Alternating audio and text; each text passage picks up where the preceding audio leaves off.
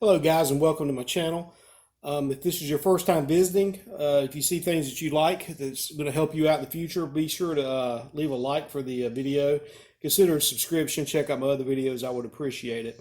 I'm in the process of rebuilding the Honda Accord engine, the 4-cylinder. This is the F23A1.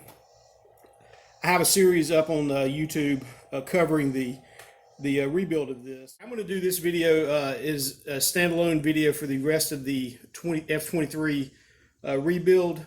This is going to involve the balance shafts that are inside of the engine, the crankcase. It's kind of it's something that's technical that has to be exactly right, and I felt that a standalone video would be best to describe this. But basically, if you've taken off the front of your engine and you've gotten to this point, you've come to realize you have these two gears that are on the front of the engine. These are internal balancers. They're counterweighted shafts that spin inside the engine to reduce vibration, and they have to be perfectly in time with each other. Since I took the front end of this off and replaced a whole bunch of things, this is a gearbox that goes over the rear one that's been taken off. So this is in there by itself, and I need to get that gear line back up. So what I'm going to show you is the process for realigning that gear, and hopefully this is going to help you if you run across this, if you're replacing this gasket in the front of yours due to a leak or something like that. All right, this is the gearbox that goes over that piece. There it has an O-ring type gasket that goes in here that I'm going to replace. And as you can see, it's very specific how it lines up. It has locating dowels, and it has this bolt right here. The main thing is that I want to make sure that this gear is lined up inside with this gear properly, so my timing marks on the outside line up.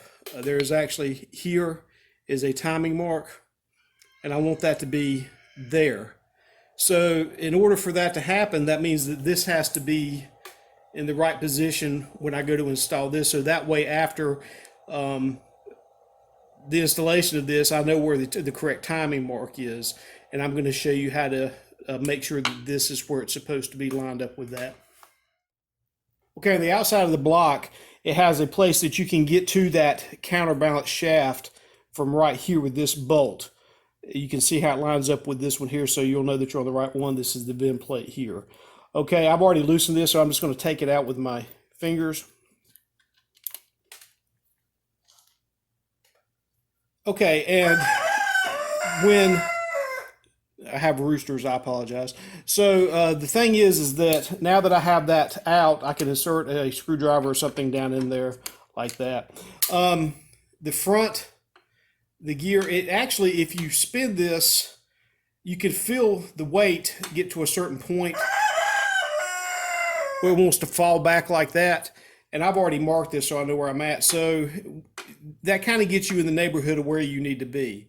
So once that gets you, like if you're spinning, it doesn't want to fall, and then bam, right there it does.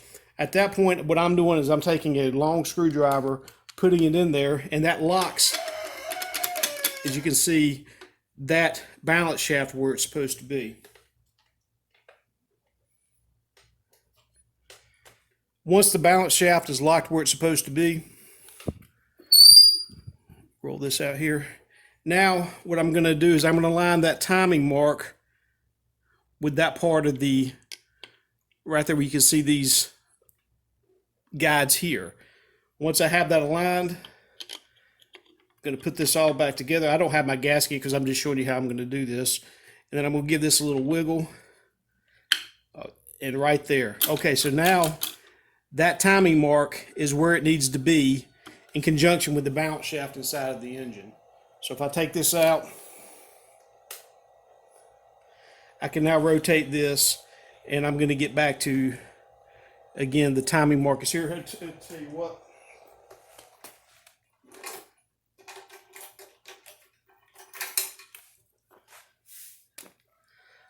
I'm going to go ahead and mark that so it's a little more visible for me. Well, maybe I'm not. I thought that pen worked a little better. Okay, and you can see there, it's lined up with these guides here. So if you're working on an F23,